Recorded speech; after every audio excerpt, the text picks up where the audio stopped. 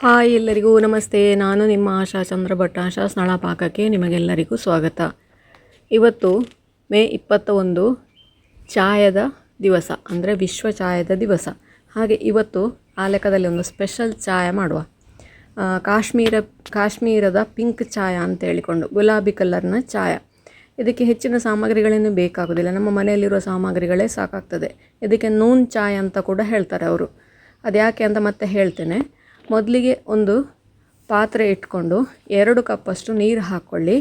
ಅದಕ್ಕೆ 2 ಟೀ ಸ್ಪೂನಷ್ಟು green tea powder, ಅಂದರೆ ಗ್ರೀನ್ ಟೀ ಅಂದರೆ ನಮ್ಮ ಮಾಮೂಲಿ ಚಾಯದ ಹುಡಿಯಲ್ಲ, ಗ್ರೀನ್ ಟೀ ಎಲೆಗಳು ಸಿಗ್ತದಲ್ಲ, ಅದನ್ನು ಹಾಕ್ಕೊಳ್ಬೇಕು. ಅದು ಚೆನ್ನಾಗಿ ಕುದೀಲಿಕ್ಕೆ ಶುರುವಾಗುವಾಗ ನಿಮಗೆ ಪ್ಲೇನ್ ಚಾಯ ಬೇಕು ಅಂತಾದರೆ ಇಷ್ಟೇ ಸಾಕು. ಇದಕ್ಕೀಗ ಅರ್ಧ ಟೀ ಸ್ಪೂನಷ್ಟು ಬೇಕಿಂಗ್ ಸೋಡಾ ಹಾಕ್ಕೊಳ್ಬೇಕು, ಅರ್ಧ ಟೀ ಸ್ಪೂನಷ್ಟು ಉಪ್ಪು. ಇವಿಷ್ಟೇ ಹಾಕಿ ಸಿಂಪಲಾಗಿ ಚಹಾ ಕೂಡ ಮಾಡಿಕೊಳ್ಬೋದು. ಸ್ವಲ್ಪ ಸ್ಪೆಷಲಾಗಿ ಬೇಕು ಅಂತಾದರೆ ಅದಕ್ಕೊಂದಷ್ಟು ಮಸಾಲೆಗಳನ್ನು ಸೇರಿಸ್ಕೊಳ್ಬೋದು. ಇದು ನೋಡಿ, ಬೇಕಿಂಗ್ ಸೋಡಾ, ಬೇಕಿಂಗ್ ಪೌಡ್ರಲ್ಲ, ಬೇಕಿಂಗ್ ಸೋಡಾವೇ ಹಾಕಲಿಕ್ಕೆ ಇರೋದು ಇದಕ್ಕೆ. ಹಾಗೆ ಇದಕ್ಕೆ ಒಂದಷ್ಟು ಮಸಾಲೆಗಳನ್ನು ಸೇರಿಸ್ತಾ ಇದ್ದೇನೆ. ಇದು ಆಪ್ಷನಲ್, ನಿಮಗೆ ಬೇಕು ಅಂತಾದರೆ ಹಾಕ್ಕೊಳ್ಬೋದು. ಇದು ನಮ್ಮ ಮಾಮೂಲಿ ಏಲಕ್ಕಿ, ಇದು ಕಾಶ್ಮೀರಿ ಏಲಕ್ಕಿ. ಕಾಶ್ಮೀರಿ ಏಲಕ್ಕಿ ಇಲ್ಲ ಅಂತಾದರೂ ತೊಂದರೆ ಏನಿಲ್ಲ. ಆಮೇಲೆ ಒಂದು ಫ್ಲವರ್, ಆಮೇಲೆ 1-2 ಇಂಚಿನಷ್ಟು ಚಕ್ಕೆ, ಇದನ್ನು ಕುಟ್ಟಿ ಕೂಡ ಹಾಕ್ಕೊಳ್ಬೋದು. ಒಂದು 10 ಲವಂಗ.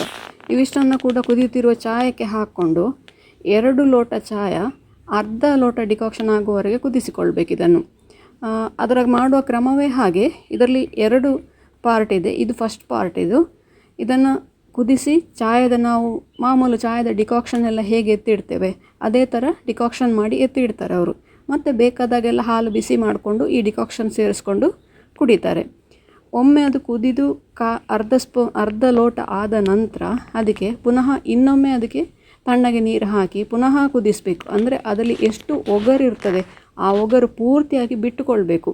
ಬಿಟ್ಟುಕೊಂಡು ನೋಡಿ ಚಾಯದ ಕಲರ್ ಆಗ್ತದೆ ಹೇಗೆ ಅಂತ ಹೇಳ್ಕೊಂಡು, ಸ್ಟ್ರಾಂಗ್ ಆದ ಪಿಂಕ್ ಕಲರ್ ಬರ್ತದೆ.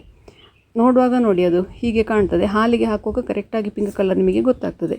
ಇದನ್ನು ಪುನಃ ಅದು ಈಗ 2 ಲೋಟ ನೀರು ಪುನಃ ಹಾಕಿದೆ. ಫಸ್ಟಿಗೆ 2 ಲೋಟ ಹಾಕಿ ಅದನ್ನು ಅರ್ಧ ಲೋಟವರೆಗೆ ಬತ್ತಿಸಿದೆವು. ಈಗ ಪುನಃ 2 ಲೋಟ ಹಾಕ್ಕೊಂಡು ಪುನಃ 1 ಲೋಟ ಆಗುವವರೆಗೆ ಅದನ್ನು ಕುದಿಸಿಕೊಳ್ಬೇಕು.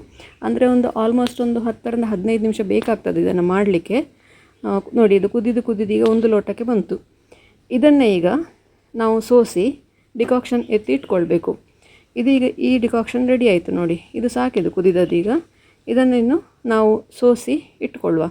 ಇದನ್ನು ನೀವು ಸೋಸಿ 1-2-3 ದಿನಕ್ಕೆ ಕೂಡ ಇಟ್ಕೊಳ್ಬೋದು ಫ್ರಿಜ್ಜಲ್ಲಿ, ನಿಮಗೆ ಬೇಕು ಅಂತ ಹೇಳುವಾಗ ಮಾಡಿಕೊಳ್ಬೋದು.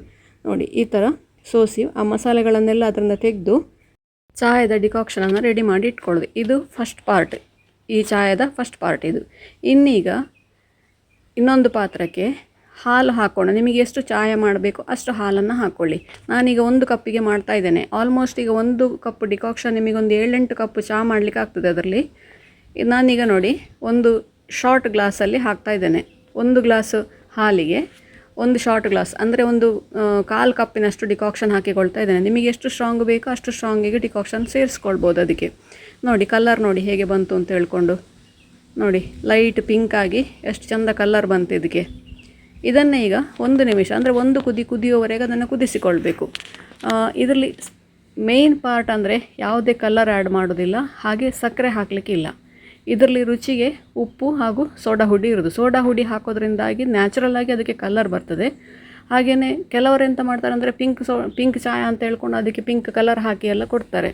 ಇದು ನೋಡಿ ಒರಿಜಿನಲ್ಲಾಗಿ ನಾವು ಮನೆಯಲ್ಲೇ ಮಾಡುವಂತಹ ಕಾಶ್ಮೀರಿ ಪಿಂಕ್ ಚಾಯ್ ಅಥವಾ ನೂನ್ ಚಾಯ್.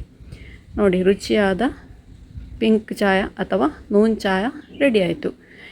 ಇದರ ಮೇಲಿಂದ ಒಂದು ಸ್ವಲ್ಪ ಬಾದಾಮಿ ಹಾಗೆ ಪಿಸ್ತಾ ಎಲ್ಲ ಹಾಕಿ ಕೊಡ್ತಾರೆ ಅವರು. ಮತ್ತು ಬೇಕು ಅಂತಾದರೆ ಉಪ್ಪು ಮೊದಲೇ ಬೇಡದವರು ಕೊನೆಯಲ್ಲಿ 1 ಚಿಟಿಕೆ ಉಪ್ಪು ಹಾಕ್ಕೊಳ್ಬೋದು, ಅಥವಾ ಉಪ್ಪು ಬೇಡ ಅಂತಾದರೆ ನೀವು ಸ್ಕಿಪ್ಪು ಕೂಡ ಮಾಡಿಕೊಳ್ಬೋದು. ಬಟ್ ಇದು ಉಪ್ಪು ಹಾಕಿದ್ರೇ ಅದಕ್ಕೆ ಸರಿಯಾದ ನಿಮ್ಮ ಕಾಶ್ಮೀರಿ ಚಾಯದ ಫ್ಲೇವರ್ ಬರೋದು. ಅದಕ್ಕೆ ನೂನ್ ಅಂದರೆ ಉಪ್ಪು ಅಂತೇಳಿ ಅರ್ಥ ಕಾಶ್ಮೀರದಲ್ಲಿ. ಹಾಗೆ ಅದಕ್ಕೆ ನೂನ್ ಚಾಯ್ ಅಂತೇಳಿ ಹೆಸರು. ನೂನ್ ಅಂದರೆ NOON, ನೂನ್ ಅಂತೇಳಿ. ನೋಡಿ ನಮ್ಮ ರುಚಿಯಾದ ಕಾಶ್ಮೀರಿ ಪಿಂಕ್ ಚಾಯ ರೆಡಿ ಆಯಿತು. ನೀವು ಕೂಡ ಒಮ್ಮೆ ಖಂಡಿತ ಇದನ್ನು ಟ್ರೈ ಮಾಡಿ ನೋಡಿ ಹೇಗಾಯಿತು ಅಂತೇಳಿ ನನಗೆ ಕಮೆಂಟ್ ಮೂಲಕ ಖಂಡಿತ ಬರೆದು ತಿಳಿಸಿ. ಲೈಕ್ ಕೊಟ್ಟು ಶೇರ್ ಮಾಡಿ. ನೀವಿನ್ನೂ ನಮ್ಮ ಚಾನಲನ್ನು ಸಬ್ಸ್ಕ್ರೈಬ್ ಮಾಡಿಕೊಳ್ಳಿಲ್ಲ ಅಂತ ಸಬ್ಸ್ಕ್ರೈಬ್ ಮಾಡಿಕೊಂಡು ಪಕ್ಕದಲ್ಲೇ ಇರುವ ಬೆಲ್ ಐಕಾನನ್ನು ಒತ್ತಿ ನಮ್ಮನ್ನು ಸಪೋರ್ಟ್ ಮಾಡಿ. ಮುಂದಿನ ವಿಡಿಯೋದಲ್ಲಿ ಇನ್ನೊಂದು ಹೊಸ ಅಡುಗೆಯೊಂದಿಗೆ ಇನ್ನೊಂದು ಹೊಸ ರೆಸಿಪಿಯೊಂದಿಗೆ ಪುನಃ ನಿಮ್ಮನ್ನು ಭೇಟಿ ಆಗ್ತೇನೆ. ಹಾಗೆ ನಾನಿವತ್ತು ಇಲ್ಲಿ ಉತ್ತರದ ಚಾಯದ ಜೊತೆಗೆ ದಕ್ಷಿಣದ ಹಲಸಿನಕಾಯಿ ಚಿಪ್ಸನ್ನು ಸರ್ವ್ ಮಾಡ್ತಾ ಇದ್ದೇನೆ. ಧನ್ಯವಾದಗಳು.